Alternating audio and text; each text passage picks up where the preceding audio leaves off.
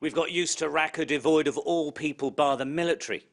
But as we filmed these pictures over the city, to our astonishment we noticed that the soldiers have disappeared as well. The damage here is so enormous it is still shocking, but the damage explains a military decision. Most of the force has now withdrawn from the centre, fearful of IS fighters hiding in tunnels, waiting to carry out suicide attacks.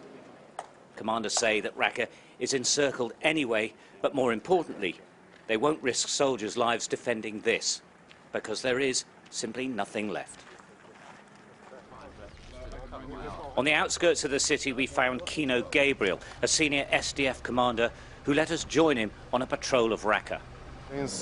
Signs, they are locations that have been bombed. It's taken a year to achieve this victory, one of his Christian battalion's hardest fights. Now, he's hoping the rebuild can start soon.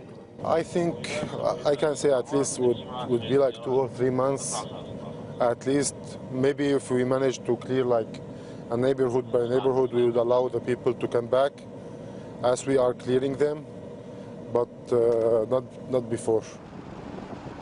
The greatest threats posed by IS to his men were fighting in a built-up city and from drones.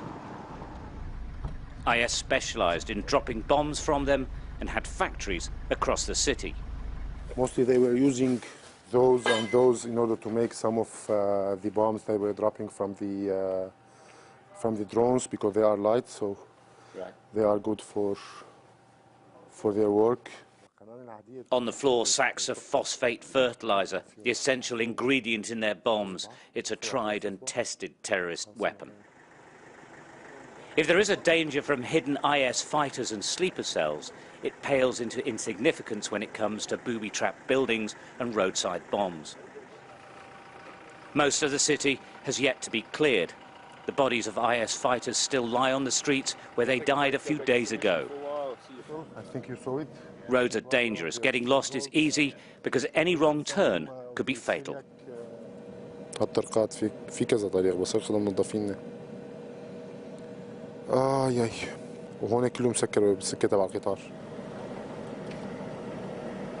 صفيته حسابا. An armoured Humvee stops, advising us to take another route. مضمار فروسية.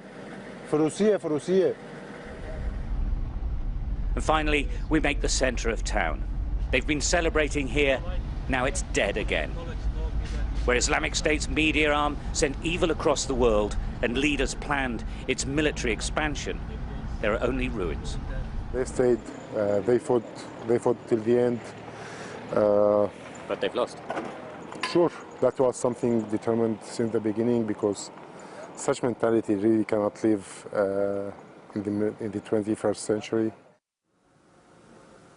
Commanders say there is now a cordon around the city while they deal with any remaining problems caused by Islamic State. The city is sealed off, and every single one of its inhabitants is outside. Stuart Ramsey, Sky News, Raqqa.